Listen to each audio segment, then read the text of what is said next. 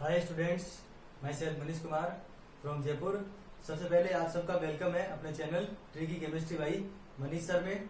तो अपना जो सेशन चल रहा था उसमें जो हिंदी मीडियम की क्लासेस थी उसमें वैद्युत रसायन के चैप्टर में मैंने आपको बताया था कोलराउस का नियम और कोलराउस के नियम के 3 अनुप्रयोग। उन अनुप्रयोग से संबंधित कुछ न्यूमेरिकल यहाँ पर है, उनको आज अपन सोल्व करेंगे। तो एक बार मैं आपको रिवाइज करा देता हूँ कि कोलराउस का नियम क्या था, उसके अनुप्रयोग अपन ने कौन कौन से पढ़े थे, जिससे आपको न्यूमेरिकल करने में थोड़ी आसानी हो जाएगी। ठीक है, तो कोलराउस का नियम था जो कि दुर्बल वैद्युत अपव्यय पे लागू हो रहा था, पहली चीज। दूसरी, किसी दुर्बल वैद्युत अपव्यय की सीमांत मोलर चालकता या अनंत तनुता पर मोलर चालकता, उसमें उपस्थित आयनों की आयनिक मोलर चालकताओं या सीमांत मोलर चालकताओं के बीजगणितीय योग के बराबर होती है। ये था कोलराउस का नियम, और इसको ही अपन आयनों के स्वतंत्र अभिगमन का नियम भी कहते हैं। ठीक है, तो आपने अगर आप वीडियो को पहली बार देख रहे हैं तो इससे पहले वाले जो वीडियोस थे उनमें आप कोलराउस के नियम और उसके अनुप्रयोग देख सकते हैं। आप अनुप्रयोग में 3 अनुप्रयोग बताए थे। एक तो दुर्बल वैद्युत अपव्यय थे उसकी अनंत तनुता पर मोलर चालकता की गणना करना, दूसरा था वियोजन स्थिरांक और वियोजन की मात्रा की गणना करना, और तीसरा था आयनों के अभिगमनांक। ठीक है, तो आज की क्लास अपने पास रहेगी कोलराउस नियम के जो अनुप्रयोग हैं उनसे जो न्यूमेरिकल आ सकते हैं उनके ऊपर। ठीक है, तो आप सबसे एक ही रिक्वेस्ट है कि आप वीडियो को कंप्लीट देखें। अगर वीडियो आपको अच्छे लगते हैं तो लाइक कीजिए और कमेंट्स कीजिए, और अगर आपको लगे कि भाई इसमें कुछ नॉलेज प्रोवाइड कराया गया है तो आप इनको शेयर भी कीजिए। ठीक है, तो देखिए आपको जो है पहला जो क्वेश्चन दे रखा है यहाँ पर दे रखा है CaCl2 और MgSO4 के लिए लैम्डा m नोट की गणना करनी है। किसकी? लैम्डा m नोट की गणना करनी है। तो इसके लिए देखो करना क्या होगा, जो CaCl2 है ये बोर्ड में आया हुआ क्वेश्चन भी है CaCl2 के लिए, वो इसलिए आया हुआ है क्योंकि इसमें स्टूडेंट से गलती क्या होती है। देखो वो स्टूडेंट क्या करेगा, इसमें Ca का मान भी दे रखा है और Cl का मान भी दे रखा है, वो क्या कर देगा, इन दोनों को जोड़ देगा। एक्चुअल में इन दोनों को जोड़ना तो है क्योंकि CaCl2 जो है वो बना किससे है, Ca2+ और Cl- से ही बना है। इसका मतलब जोड़ना तो है, लेकिन जिस रूप में लिखे हैं उसी रूप में जोड़ना नहीं है। क्यों? क्योंकि देखो इसमें Ca 1 है, इसका मतलब 119 में तो कोई भी चेंज नहीं करेंगे, लेकिन जो Cl है ना, Cl वो कितने हैं यहाँ पर, 2 है। 2 कितने हैं, 2। इसका मतलब इस मान को आपको 2 से गुणा करने के बाद फिर जोड़ेंगे। किससे? 2 से गुणा करने के बाद आपको जोड़ना है, फिर उसके बाद में जो इसका आंसर आपके पास आएगा। ठीक है, तो अगर इसको 2 से गुणा करते हैं अपन, ये जो मान है इसको 2 से गुणा करते हैं तो यहाँ पर आ जाएगा 6, यहाँ पर हो जाएगा 2 और ये 15। ठीक है, तो 152 में अगर ये जोड़ेंगे तो 172 271.6 इकाई जो है वो अपने पास जो यहाँ पर दे रखी है वही इकाई आ जाएगी साइमेंस सेंटीमीटर स्क्वायर मोल इनवर्स। ठीक है, ये समझ में आ गया आपको। आपसे जो गलती होगी ना वो मैंने बता दी है। क्या गलती होगी, जो Cl का मान है उसको आप डायरेक्ट ही जोड़ दोगे, तो आपको करना क्या है, इसमें Cl कितने हैं उनका आपको ध्यान रखना है। ठीक है, तो हमेशा ध्यान रखो कि जो भी मान दे रखा है उसको आयनों की संख्या से गुणा करना होता है। अब आते हैं दूसरे वाले पे। दूसरा कौन सा है, MgSO4।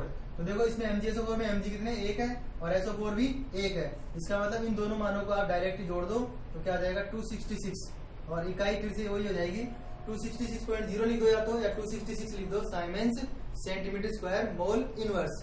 क्यों हुआ ऐसा, Mg 1 है इसके अंदर, SO4 भी 1 है, इसलिए इन दोनों में किसी को डबल नहीं करना पड़ा। जल्दीबाजी में आप ऐसे मत कर देना, यहाँ पर 4 है तो उसको 4 से गुणा कर दो आप। 4 तो केवल ऑक्सीजन है, यहाँ पे मान किसका दे रखा है, SO4 का, तो SO4 इसके अंदर पूरा 1 ही है और Mg भी 1 ही है। तो पहला क्वेश्चन आपको समझ में आ गया होगा। अब दूसरे क्वेश्चन पे आते हैं। देखो दूसरा जो क्वेश्चन है उसमें NaCl, HCl और NaC के लिए लैम्डा m नोट का मान दे रखा है, ये दिए हुए हैं, और आपसे पूछा है HAC के लिए लैम्डा नोट। ठीक है, तो देखो करना क्या है, दूसरे क्वेश्चन का आंसर मैं इधर लिख रहा हूँ आपके पास, लैम्डा नोट HAC।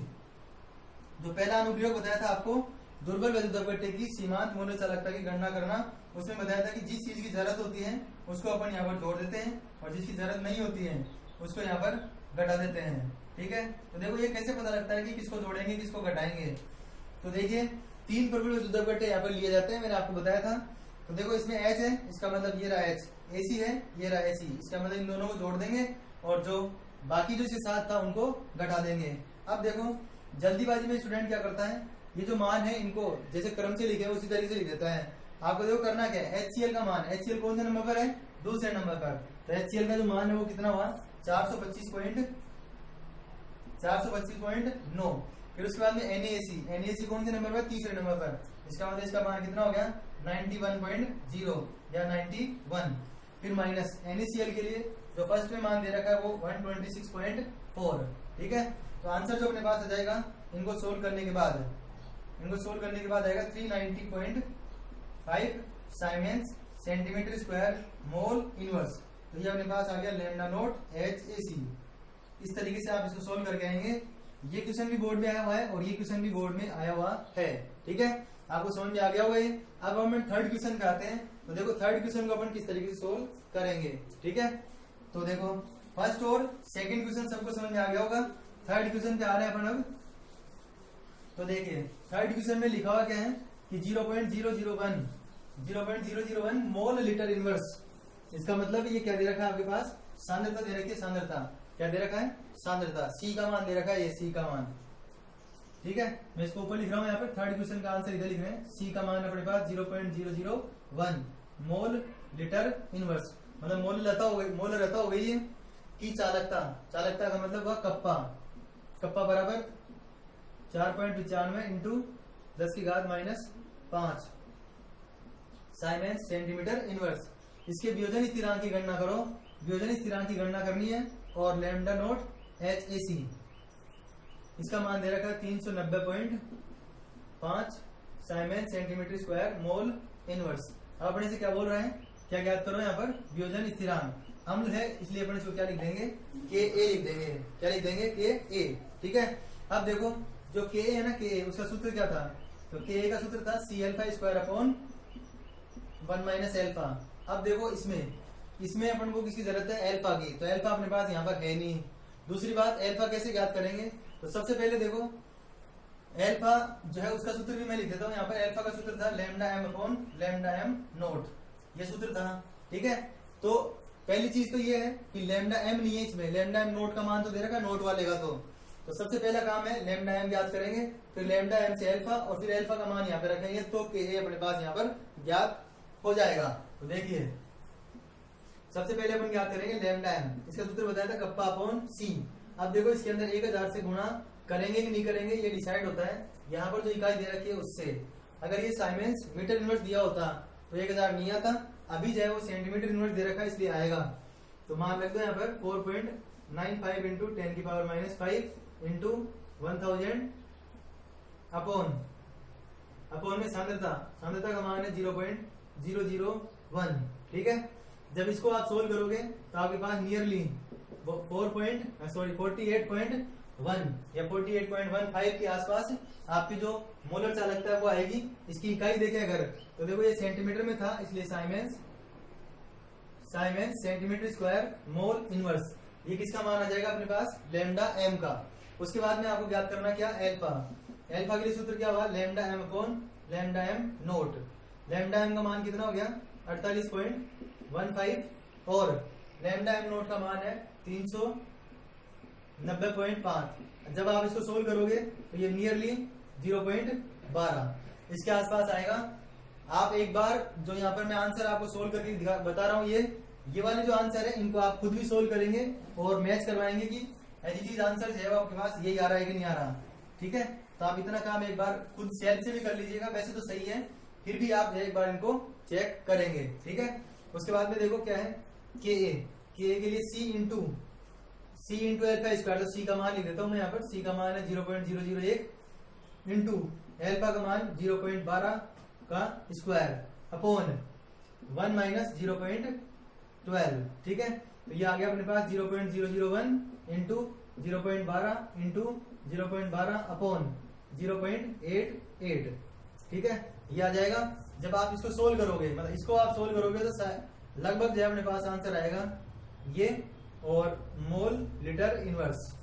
ठीक है, तो अपने पास जो Ka है उसका मान इस तरीके से ज्ञात हो जाएगा। ठीक है, तो थर्ड क्वेश्चन मैंने आपको बता दिया। जो फोर्थ क्वेश्चन है वो बिल्कुल एजिटीज इसी के जैसा है, लेकिन इसमें एक कंफ्यूजन है। कंफ्यूजन देखो क्या है, फोर्थ में ये जो मान है वो तो किसका है, सांद्रता का ही है 0.025। ठीक है, ये तो सांद्रता का ही मान है, लेकिन यहां पर देखो मेथेनोइक अम्ल की चालकता, इसमें जो एग्जामिनर है उसने कंफ्यूज कर दिया आपको। मेथेनोइक अम्ल की चालकता, नाम तो लिखा हुआ है चालकता, लेकिन इकाई जो दे रखी है ना, इकाई वो दे रखी है मोलर चालकता की। ध्यान दीजिए, यहाँ पर जो है नाम लिखा है इसने चालकता, लेकिन इकाई जो दे रखी है वो कौन सी दे रखी है, मोलर चालकता की। इसका मतलब ये जो मान आपको दिया हुआ है वो किसका है, मोलर चालकता का। ठीक है, बहुत ध्यान देना है इसके अंदर, बहुत ध्यान से देखिए इसको। इसका मान है ये मोलर चालकता का, इसका मतलब लैम्डा एम का मान है, न कि कप्पा का।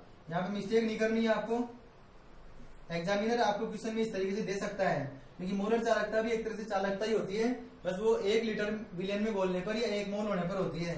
तो ये हो गया। उसके बाद में इसमें वियोजन की मात्रा एल्फा ज्ञात करवा रहे हैं एक तो, और एक वही के एज है उसकी गणना करवा रहे हैं। एक तो क्या ज्ञात करवा रहे हैं, एल्फा, ठीक है, एल्फा ज्ञात करवा रहे हैं, और एक के एज है ना उसकी गणना करवा रहे हैं। तो इसी क्वेश्चन की जैसे हो गई, इसमें भी देखो अपने से एल्फा पूछा नहीं था, लेकिन एल्फा अपन को ज्ञात करना पड़ा था पहले। ठीक है, दूसरी चीज यहाँ पर लैम्डा एम नोट है ना, उसका मान पहले से दिया हुआ है, ये रहा, ये दोनों नोट के रूप में है, इन दोनों को मिलाओगे तो मेथेनोइक अम्ल का सूत्र बनेगा HCOOH। ये सूत्र बनेगा मेथेनोइक अम्ल का, इन दोनों को मिलाने पर। इन दोनों को जोड़ दो तो ये हो गया 2 और ये हो गया 404.2। मतलब आपके पास लैम्डा एम नोट है ना, वो 404.2 साइमेंस सेंटीमीटर स्क्वायर मोल इनवर्स, ये हो गया। अब आपको क्या ज्ञात करना है, एल्फा।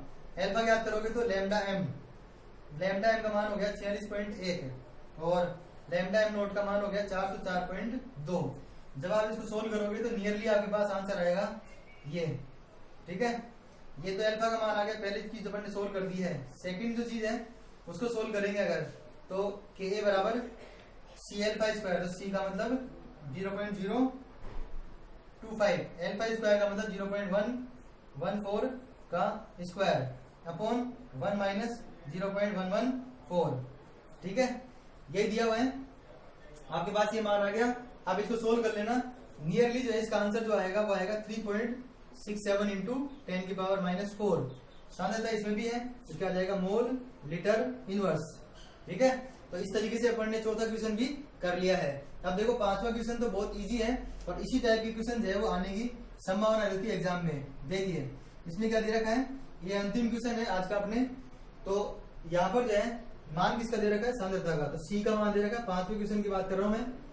सी का मान दे रखा है 0.00241, कैपिटल एम का मतलब वही मोल लीटर इनवर्स हुआ।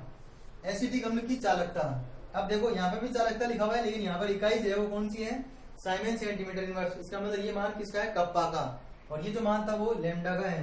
तो कप्पा इक्वल टू 7.896 इंटू 10 की पावर -5 साइमेंस सेंटीमीटर इनवर्स। ठीक है, फिर क्या बोल रहा है, लैम्डा एम ज्ञात करो आप। तो आपको बोला गया है लैम्डा एम ज्ञात करो, तो लैम्डा एम के लिए कप्पा अपॉन सी। यहाँ पर इकाई जो है उसमें क्या आ रहा है, सेंटीमीटर इनवर्स, इसलिए 1000 से आपको गुणा करना पड़ेगा। और 1000 से गुणा करोगे आप इसको तो मान रख दो बस यहाँ पर, तो 7.896 इंटू 10 की पावर -5 गुणा में आ जाएगा 1000 और बटा 0.00241। ठीक है, इसको सोल्व कर दो आप, तो लैम्डा एम का मान आपके पास नियरली आ जाएगा 32.76 साइमेंस सेंटीमीटर स्क्वायर मोल इनवर्स। ठीक है, जो क्वेश्चन मैंने अभी आपको करवाए हैं वो सभी के सभी क्वेश्चन जो है आपको जो वीडियो का डिस्क्रिप्शन बॉक्स है उसके अंदर पीडीएफ के रूप में आपको मिल जाएंगे। वहां पे आपको आंसर भी मिलेंगे। इन सभी क्वेश्चन की आपको प्रैक्टिस करनी है, और प्रैक्टिस करने के बाद अगर आपको इजी वे में सब चीज आ जाती है, वैसे कोई दिक्कत नहीं है, सबको मैंने सोल्व करा दिया, सबके आंसर भी मैंने बता दिए हैं, लेकिन फिर भी आप जो है इनको जो है अच्छी तरह कर लें, जिससे आपके कोलरस नियम से संबंधित सभी न्यूमेरिकल आप आसानी से कर पाए। ठीक है, तो इसी तरीके से चैनल के साथ बने रहिए, ज्यादा से ज्यादा स्टूडेंट तक आप इनको शेयर कीजिए। Thanks for watching.